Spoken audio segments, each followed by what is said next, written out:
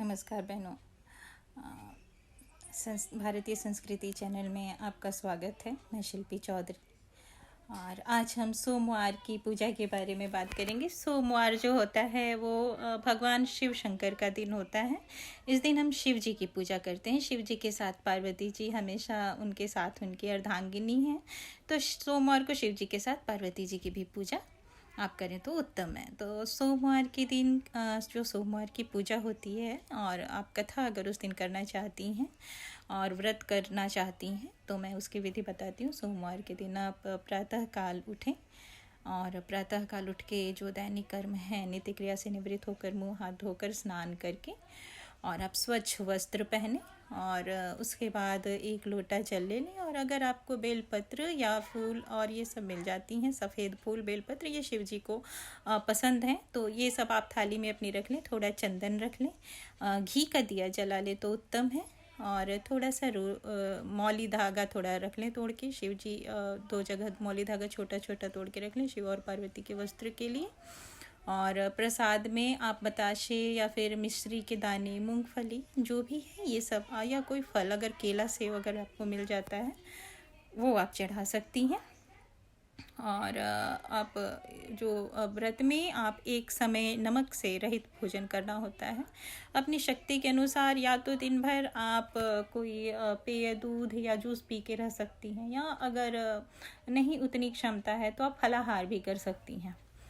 और फिर आप रात के समय, जो सायंकाल के समय, जब सायंकाल की पूजा आप कर लेंगी, मैंने मेरे एक जो ऊपर मैंने वीडियो अपलोड किया है उसमें आपको रोज़ के दैनिक पूजा के बारे में सारा मैंने विवरण दिया है। तो रोज़ की पूजा की तरह जब आप दिन की पूजा आपने कर ली और शाम की पूजा जब आप कर लेंगी तो शाम की पूजा करने के बाद आप जो है नमक रहित एक बार दूध रोटी या फिर जो खीर, हलवा जो भी है, भगवान को, शिव पार्वती को थोड़ा सा अग्रासन निकाल लें और जल चढ़ा दें उस पर, और आपको एक बार वो भोजन ग्रहण कर सकते हैं। तो इस तरह से सायंकाल के समय एक बार नमक रहित आहार लेने से आपका सोमवार का व्रत जो है वो संपन्न होगा। और कथा के बारे में मैं बताती हूँ। कथा सोमवार की ऐसे है कि एक साहूकार था और जो साहूकार और उसकी पत्नी शिव जी के भक्त थे। रोज़ मंदिर में जाते थे, पूजा पाठ करते थे और वो संतानहीन थे, उनकी कोई संतान नहीं थी। उनकी रोज़ की पूजा से प्रसन्न होकर पार्वती माता जो हैं मंदिर में शिव जी से बोलती हैं कि मैं इसको वरदान देना चाहती हूँ। शिव जी बोले कि अभी तो जिसको सबको अपने नियति के अनुसार मिलता है, लेकिन जो पार्वती जी हैं वो अड़ गई कि नहीं, मैं तो इसको, अब मैं इसकी भक्ति से प्रसन्न हूँ। हम माता होती हैं, दयालु हैं, तो उन्होंने कहा मैं इसको वरदान देना चाहती हूँ। तो शिव जी ने कहा ठीक है, इसको संतान तो होगा, लेकिन इसकी नियति में इसके कुछ पिछले जन्म के ऐसे कर्म हैं कि इसकी नियति में से इसका जो संतान है, पुत्र है, वो 12 वर्ष के बाद, वो अल्पायु है, 12 वर्ष के बाद उसकी मृत्यु हो जाएगी। तो पार्वती जी ने कहा पहले इसको संतान तो दीजिए। और फिर ऐसा हुआ। ये सारी बातें साहूकार सुन रहा था, परंतु वो जो है अपना पूजा पाठ में उसी तरीके से लगा हुआ था और उसने कुछ भी रोज़ उसी तरह से आके पूजा पाठ करता। उसकी पत्नी गर्भवती हुई और उसे एक सुंदर पुत्र पैदा हुआ।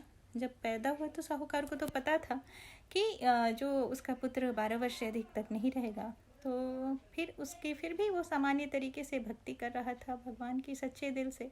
और अपने पुत्र की शिक्षा हेतु उसने उसके मामा को बुलाया और उन्हें कुछ धन दिया और बोला कि इनको काशी ले जाके उच्च शिक्षा आप ग्रहण करवाइए। मामा जी के साथ वो जो साहूकार का पुत्र वो निकल गया। रास्ते में एक जो है एक नगर हुआ। उस नगर में एक राजा था। वो धोखे से एक राजकुमारी से अपने काने लड़के का विवाह कर रहा था।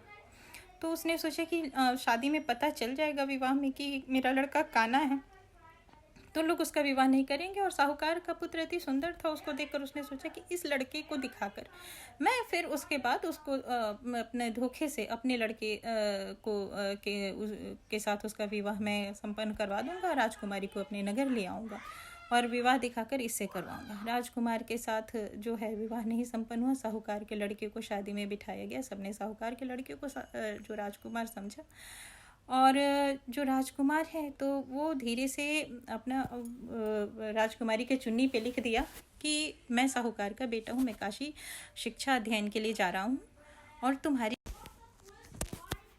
तो साहूकार के बेटे ने धीरे से जो है राजकुमारी की चुन्नी पे लिख दिया कि मैं साहूकार का बेटा हूँ, मैं शिक्षा अध्ययन के लिए काशी जा रहा हूँ और तुम्हारी शादी जो है धोखे से ये कान्हे राजकुमार से करवा के ले जा रहे हैं। और ऐसे विवाह एक बार तो संपन्न हो गया था साहूकार के लड़के के साथ ही, और फिर वो अपना ले जाके नगर में फिर करवाते कान्हे राजकुमार से विवाह संपन्न, तो लेकिन वो धोखे से राजकुमारी को ले जा रहे थे। तो फिर उसके बाद क्या हुआ, राजकुमार ने ये बात पढ़ ली और अपने माता पिता राजा रानी को बतलाया। तो वो लोग बहुत क्रोधित हुए और जो धोखेबाज राजा था उसके काने लड़के से विवाह का इनकार कर दिया और फिर अपनी लड़की को अपने पास रख लिया। उधर जो है साहूकार का बेटा काशी में गया और उच्च शिक्षा जो है बहुत समझदार था, शिक्षा ग्रहण की। तभी एक बार यज्ञ करते हुए उसने अपने मामा से कहा कि मुझे थोड़ी तबीयत ठीक नहीं लग रही है, मैं थोड़ा विश्राम कर लेता हूँ। कुटिया के अंदर गया और वहीं जाकर उसने अपने प्राण त्याग दिए। अब उधर से होकर शिव पार्वती जी जा रहे थे। मामा अंदर गया, देख रहा है कि भगना बहुत देर से नहीं आया, देख रहा है कि भगीना अमृत पड़ा हुआ है। वो दहाड़े मार मार के रोने लगा और उसकी जो विलाप से पार्वती जी बैठी थी, बोली ये कौन रो रहा है, इतनी वेदना के साथ कौन रो रहा है। दोनों वहाँ गए, शिव जी देखकर पहचान के बोले कि ये वही साहूकार का बेटा है जिसको मैंने बताया था पहले कि 12 साल से अधिक नहीं जीवित रह सकता है। तो पार्वती जी अब तो माँ हैं, वो ममता के मारे वो बोली कि नहीं, मुझसे इसका विलाप नहीं देखा जा रहा। और उधर जो है इसके माता पिता भी बहुत चिंतित हैं और वो अपने पुत्र से बहुत प्यार करते हैं और अगर इसके प्राण चले गए तो वो दोनों भी जीवित नहीं रहेंगे। वो दोनों आपके भक्त हैं, मैं उन्हें मरा हुआ नहीं देख सकती। वो अपने पति से हट कर बैठी और शिव जी जो है पार्वती जी के जो है इच्छा पूर्ति के लिए उस साहूकार के लड़के के जो है उसमें प्राण फूंक दिए, वो जीवित हो गया। और जो मामा लेकर बहुत उसने शिव जी पार्वती जी को धन्यवाद जो है दिया और प्रणाम किया और जो दोनों फिर वहाँ से निकल के अपने नगर को वापस खुशी खुशी जाने लगे। बीच में वो नगर पड़ा जहाँ उस साहूकार के लड़के का विवाह राजकुमारी के साथ संपन्न हुआ था। तो राजकुमारी